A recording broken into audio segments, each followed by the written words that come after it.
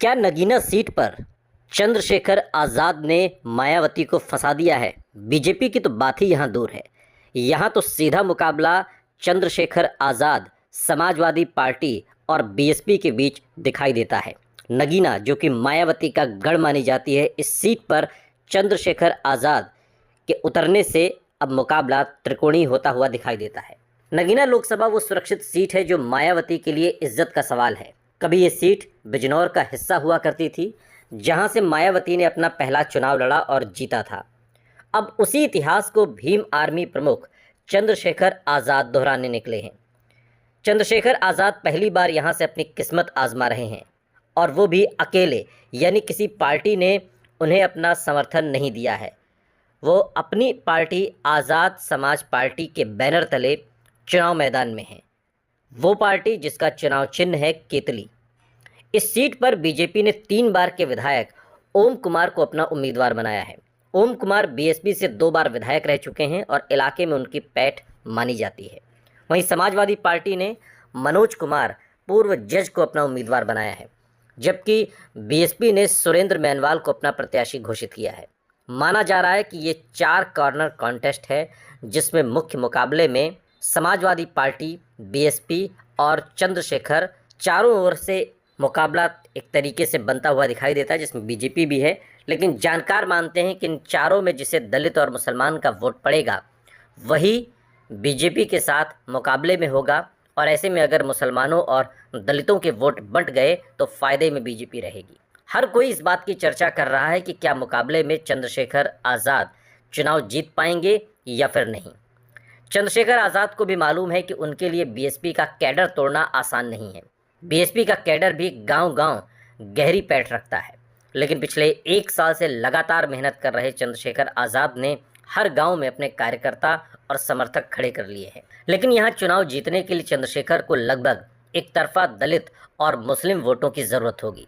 चंद्रशेखर के समर्थक कहते हैं कि वो बहन जी को तो नेता मानते हैं, लेकिन उनका कहना है कि बहन जी 89 सीट लड़ें, लेकिन 1 सीट चंद्रशेखर के लिए छोड़ दें, क्योंकि दलित यहाँ से चंद्रशेखर को संसद में भेजना चाहता है। चंद्रशेखर दलितों के अलावा दूसरी बिरादरियों में भी, खासकर ओबीसी बिरादरी में, छोटी छोटी मीटिंग्स और सभाएं कर रहे हैं।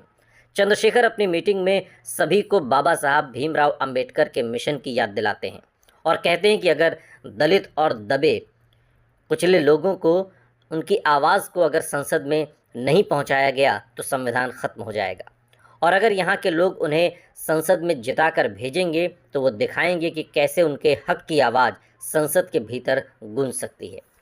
उधर मायावती ने अपने भतीजे आकाश आनंद को चुनाव प्रचार में लॉन्च करने के लिए नगीना को चुना। नगीना चुनाव प्रचार में आकाश आनंद ने सबसे ज़्यादा चंद्रशेखर आज़ाद को ही अपने निशाने पर लिया। आकाश आनंद के चुनाव प्रचार में उतरने से बीएसपी समर्थकों में जोश भर गया।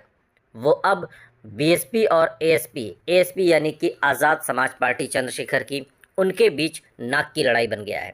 जो पिछले कुछ समय से चंद्रशेखर के साथ खड़े थे, उनमें से युवाओं का एक धड़ा फिर बीएसपी के साथ जुड़ गया है, और आरोप ये लग रहा है कि चंद्रशेखर अपने कार्यकर्ताओं को इस्तेमाल करके फेंक देते हैं। अब थोड़ा नगीना लोकसभा सीट के भूगोल और राजनीति को समझिए। नगीना बिजनौर ज़िले की तहसील है। 2009 से पहले ये सीट बिजनौर लोकसभा सीट का हिस्सा हुआ करती थी। प्रदेश की 80 लोकसभा सीटों में से 17 सीटें अनुसूचित जाति के लिए रिजर्व हैं, जिसमें नगीना संसदीय सीट भी शामिल है। ये प्रदेश की नई लोकसभा सीटों में से एक है। नगीना लोकसभा सीट के तहत 5 नजीबाबाद, नगीना, धामपुर, नेटौर और नूरपुर विधानसभा सीटें आती हैं, जिनमें 2 सीटों पर समाजवादी पार्टी नजीबाबाद और नगीना को जीत मिली, तो 3 सीटों पर बीजेपी यानी कि धामपुर, नेटौर और नूरपुर पर बीजेपी का कब्जा रहा।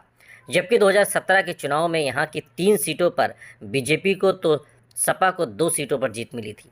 2022 के चुनाव में नजीबाबाद सीट पर सपा के तस्लीम अहमद विधायक हैं। नगीना सीट सुरक्षित है। सपा के विधायक मनोज कुमार पारस तो धामपुर सीट पर बीजेपी के अशोक कुमार राणा विधायक हैं। अशोक कुमार राणा ने सपा के नेमुल हसन को हराया था। नेटौर विधानसभा सीट भी एससी के लिए रिजर्व है और यहाँ से बीजेपी की ओर से ओम कुमार विधायक चुने गए थे। नूरपुर सीट पर देखें तो सपा के राम अवतार सिंह विधायक हैं। उन्होंने बीजेपी को चुनाव में हराया था। 2019 के चुनाव की बात करें तो यहाँ पर मुख्य मुकाबला भारतीय जनता पार्टी, बहुजन समाज पार्टी और समाजवादी पार्टी गठबंधन के बीच था। इस गठबंधन की ओर से बीएसपी ने गिरीश चंद्र को अपना उम्मीदवार बनाकर मैदान में उतारा था और चुनाव में गिरीश चंद्र को 5,68,378 वोट मिले थे, जबकि बीजेपी के डॉक्टर यशवंत सिंह के खाते में 4,01,546 वोट आए थे। कांग्रेस की ओमवती देवी को महज 20,046 वोट मिले। गठबंधन की वजह से गिरीश चंद्र को यहां से आसानी से जीत मिल गई। नगीना लोकसभा सीट पर 2019 के चुनाव में कुल वोटर्स की संख्या 15,38,589 थी, जिसमें पुरुष मतदाताओं की संख्या 8,21,647 थी, तो महिला वोटर्स की संख्या 7,16,870 थी, जिसमें कुल 10,09,456 मतदाताओं ने वोट डाले, तकरीबन 66%, जिनमें 65% से ज़्यादा वैध वोट रहे और गिरीश चंद्र ने तकरीबन 16.5% मतों के अंतर से ये चुनाव जीता था और चुनाव में नोटा के पक्ष में 6,528 यानी कि 0.4% वोट पड़े थे। नगीना सीट का इतिहास बहुत पुराना नहीं है। 2008 के परिसीमन के बाद नगीना संसदीय सीट अस्तित्व में आई और यहाँ पर पहली बार 2009 में वोट डाले गए। नगीना सीट की खास बात यह है कि तीनों बार अलग अलग दलों की जीत यहाँ पर मिली। 2009 में समाजवादी पार्टी के यशवीर ने बीएसपी के रामकृष्ण को हराया था। 2014 के चुनाव में मोदी लहर में बीजेपी को उत्तर प्रदेश समेत देश के कई हिस्सों में ज़ोरदार जीत मिली। नगीना सीट पर बीजेपी के यशवंत सिंह ने एसपी के यशवीर सिंह को 92,390 मतों के अंतर से हराया था और बीएसपी के गिरीश चंद्र तीसरे स्थान पर रहे थे।